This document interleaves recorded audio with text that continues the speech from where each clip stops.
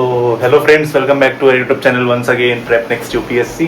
सो आज हमारा polity series का चैप्टर 4 हम लोग कंप्लीट करेंगे लक्ष्मीकांत का salient features of Indian constitution. So हमारे इंडियन कॉन्स्टिट्यूशन के अंदर कुछ फीचर्स भी मेंशन है कि इंडियन कॉन्स्टिट्यूशन के फीचर्स क्या क्या हैं।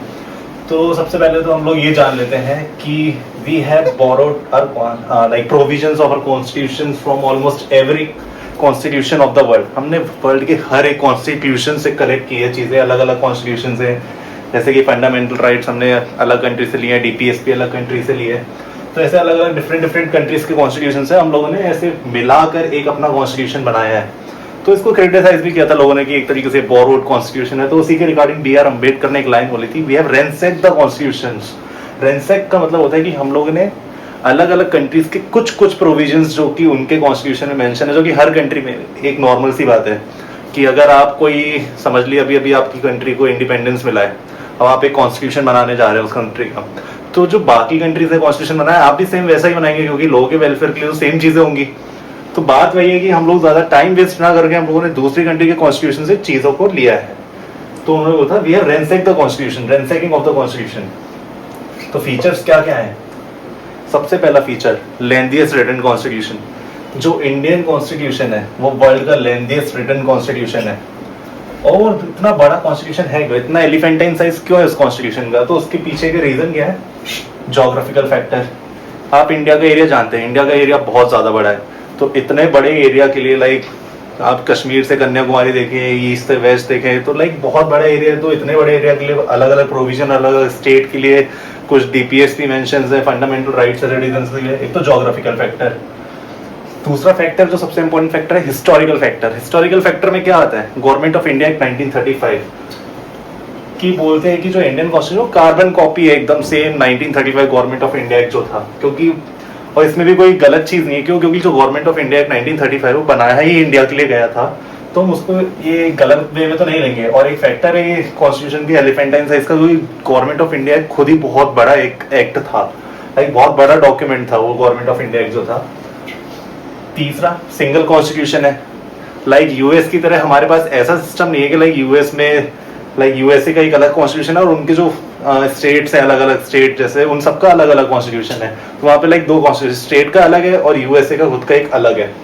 तो पर इंडिया में ऐसा नहीं है। इंडिया में सिंगल कॉन्स्टिट्यूशन, चाहे सेंटर हो चाहे स्टेट हो, सेंटर और स्टेट दोनों के लिए ही एक ही कॉन्स्टिट्यूशन है, हमारा सिंगल कॉन्स्टिट्यूशन है। इसलिए और वो एलिफेंटाइन साइज में उसको हम लोग ले लेते हैं कि दोनों के लिए एक ही कॉन्स्टिट्यूशन है।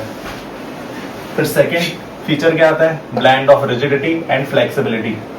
रिजिडिटी एंड फ्लेक्सिबिलिटी होता गया है अगर कॉन्स्टिट्यूशन के पर्सपेक्टिव से देखें, अगर हम लोग कॉन्स्टिट्यूशन को बहुत ज्यादा रिजिड बना देंगे, रिजिड का मतलब है कि लाइक उसमें चेंजेस करना इतना इजी नहीं है। उसके लिए एक स्पेशल अमेंडमेंट का प्रोसीजर होता है कि लाइक इतने परसेंट 2/3 मेजोरिटी से आपको बिल पास कराना पड़ेगा पार्लियामेंट में। फिर जो भी प्रेजेंट एंड वोटिंग, अभी पढ़ेंगे अमेंडमेंट के बारे में कि अमेंडमेंट का प्रोसीजर क्या है यहाँ पे।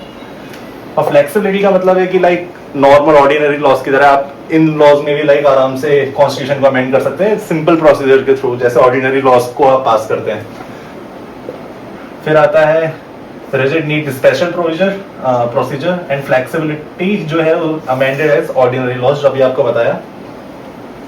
जवाहरलाल नेहरू इन्होंने एक लाइन बोली थी कि अगर हम अपने कॉन्स्टिट्यूशन को बहुत ज्यादा रिजिड बना देंगे कि हम उसमें ज्यादा चेंजेस ना ला पाए, तो हम लोग एक तरीके से अपने सोसाइटी की ग्रोथ रोक रहे हैं। ग्रोथ कैसे रोक रहे हैं कि अगर लाइक क्या होता है कि आने वाले टाइम में डेवलपमेंट होगा, लोगों के जीने के तरीके बदलेंगे, तो उसके हिसाब से फिर हमें अमेंडमेंट भी लाने पड़ेंगे कॉन्स्टिट्यूशन में कि लाइक लोगों के वेलफेयर के हिसाब से, कि लाइक उस टाइम जो लोगों को जरूरत हो उस हिसाब से हम अमेंडमेंट लाए लोगों के वेलफेयर के लिए।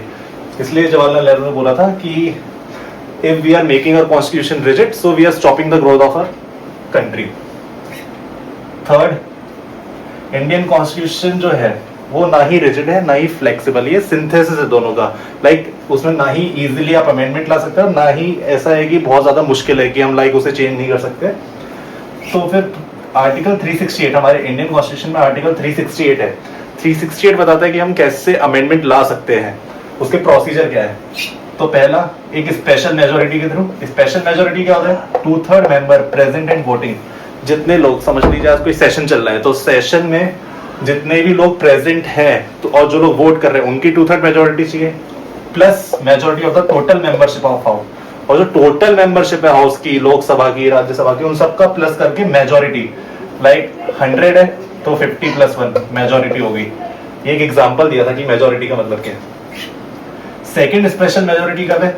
एक तो ये समझ लीजिए टाइप 1 है, तो type 1 plus ratification of half of the states, like special majority जो हमने ऊपर पढ़ा, प्लस हमें 50% स्टेट्स का भी वो चाहिए होगा, like ratification by 50% half of the states, वो भी किसी स्पेशल वो भी किसी स्टेट के पर्सपेक्टिव में अगर बात हो रही है कि किसी स्टेट में कुछ चेंजेस लाने हैं और लाइक हमें किसी की बाउंड्री ऑर्डर करनी है, नेम चेंज करना है किसी स्टेट का, तो लाइक उसमें हमें स्टेट की भी रेटिफिकेशन की जरूरत होती है। जैसे कि जम्मू एंड कश्मीर, इनका नहीं होगा कि वो यूनियन टेरिटरी का, तो वो डायरेक्टली सेंटर के कंट्रोल में होती है, पर जो नॉर्मल स्टेट्स है उत्तर प्रदेश वगैरह, इन सब में अगर हम लोगों को चेंज लाना होगा तो हमें उनकी भी लाइक वोटिंग की जरूरत होगी, उन लोगों से भी रेटिफिकेशन चाहिए होगा। उसके लिए भी एक प्रोसीजर है कि पहले प्रेसिडेंट एक लेटर भेजता है स्टेट को, फिर स्टेट को एक्सेप्ट करती है नहीं करती उस समय कोई फर्क नहीं पड़ता, सेंटर उसे पास कराना चाहेगा तो वो करा लेगा। फिर तीसरा फीचर आता है federal system with unitary bias. Federalism और यूनिटरी, फेडरल और यूनिटरी, इसमें डिफरेंस क्या है? फेडरल वो होता है जहां पे पावर्स जो होती है डिवाइड की जाती है, सेंटर से स्टेट की तरफ, स्टेट से लोकल की तरफ, ऐसे पावर डिवीजन होता है। यूनिटरी का होता है एक स्ट्रॉन्ग सेंटर, लाइक ज्यादातर पावर जो होती है सेंटर के हाथ में होती है। Indian constitution establish federal feature, India का जो कॉन्स्टिट्यूशन में फेडरल फीचर्स भी है और यूनिटरी फीचर्स भी है। कैसे? फेडरल फीचर जैसे कि डुअल गवर्नमेंट का सिस्टम है हमारे पास, अपोजिशन होती है, ruling majority party, division of power, federal structure, division of power, like centre से कुछ पावर स्टेट को दी गई, स्टेट से कुछ पावर लोअर को दी गई है, लोअर कोर्ट्स वगैरह जैसे होते हैं।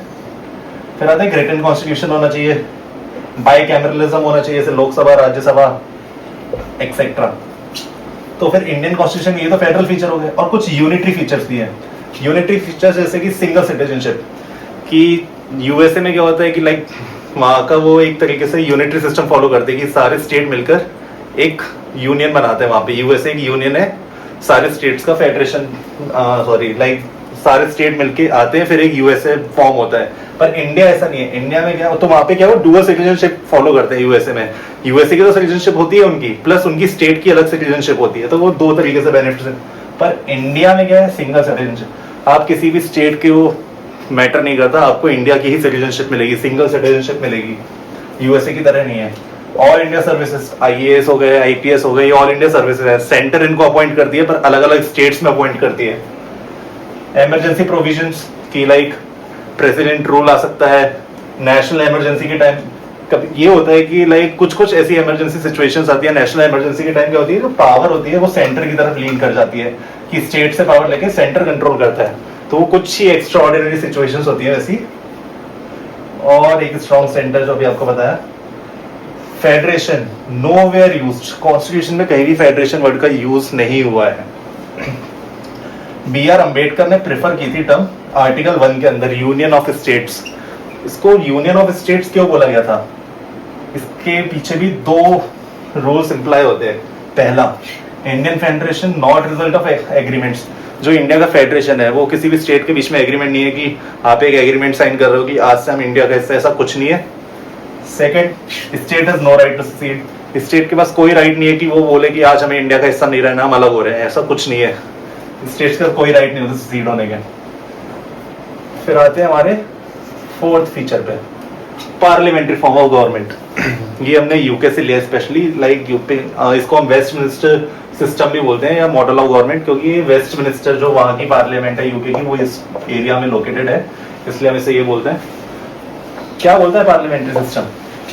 Presence of nominal and real executive. Nominal मतलब प्रेसिडेंट और रियल एग्जीक्यूटिव मतलब अपना prime minister and all. Majority party rule, जो भी पार्टी मेजोरिटी फॉर्म करेगी वो रूल करेगी। लीडरशिप ऑफ प्राइम मिनिस्टर और चीफ मिनिस्टर, सेंटर के लेवल पे जो लीडरशिप होगा वो प्राइम मिनिस्टर करेंगे, स्टेट के लेवल पे अगर जो लीडरशिप होगा वो चीफ मिनिस्टर करेंगे। और इन दोनों के फंक्शन भी मोस्टली सेम ही होते हैं। हम इन लोगों के चैप्टर भी आएंगे, प्राइम मिनिस्टर के ऊपर चैप्टर आएगा, प्रेसिडेंट के ऊपर चैप्टर आएगा, हम वो भी कवर करेंगे आगे जाके इन्हें डिटेल में।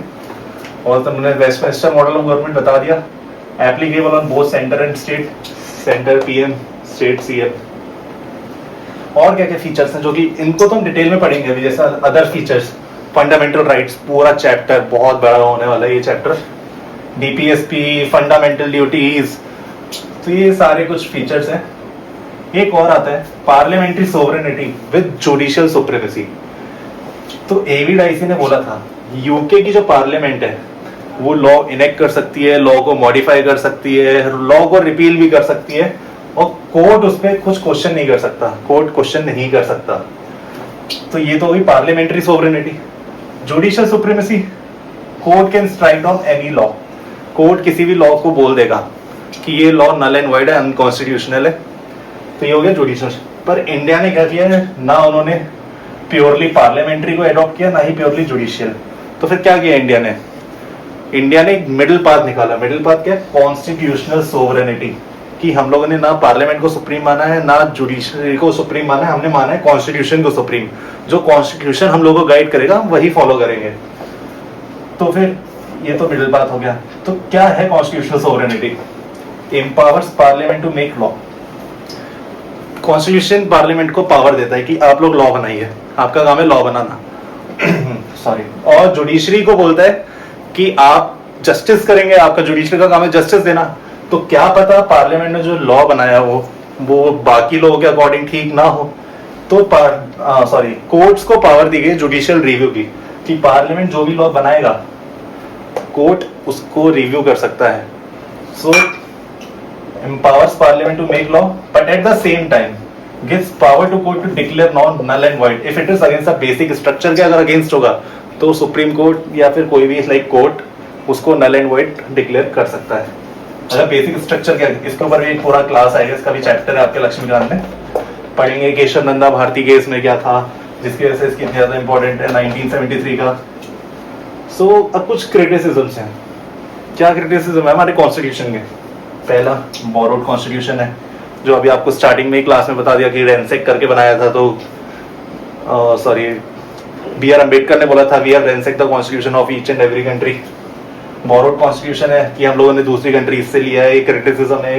पर इसके रिगार्डिंग हमारे कॉन्स्टिट्यूंट असेंबली के मेंबर्स ने डिफेंड भी किया था इस पॉइंट को।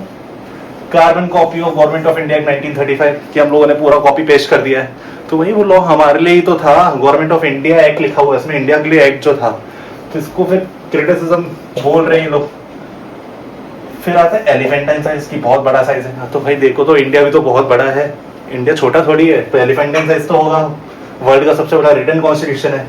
और लॉयर्स पैराडाइज कि इसमें ज्यादातर लॉयर्स का ही इन्वॉल्वमेंट था कॉन्स्टिट्यूशन बनाने में। और उस टाइम पे ये तो चलो एक लेजेंड पॉइंट है भी कि लॉयर्स पैराडाइज बोलते हैं, और भी बहुत सारी चीजें थी। लेकिन ठीक है, क्रिटिसिज्म, कुछ क्रिटिक्स होते हैं जो क्रिटिसाइज करते हैं और कुछ होते हैं उन्हें डिफेंड भी करते हैं। कॉन्स्टिट्यूशन असेंबली में लोग थे कि मुंशी हो गए, बी आर अम्बेडकर हो गए, इन लोगों ने डिफेंड भी किया था। तो यही था इस वाले चैप्टर में सैलेंट फीचर्स ऑफ इंडियन कॉन्स्टिट्यूशन में। अमेंडमेंट्स का जो प्रोसीजर है इसको हम एक और वापस जब इसका चैप्टर आएगा फिर कंप्लीट करेंगे। बाकी इस क्लास में तो इतना ही था। Thank you so much guys, मिलते हैं आप लोगों के साथ नेक्स्ट वीडियो में। Please subscribe prep next UPSC.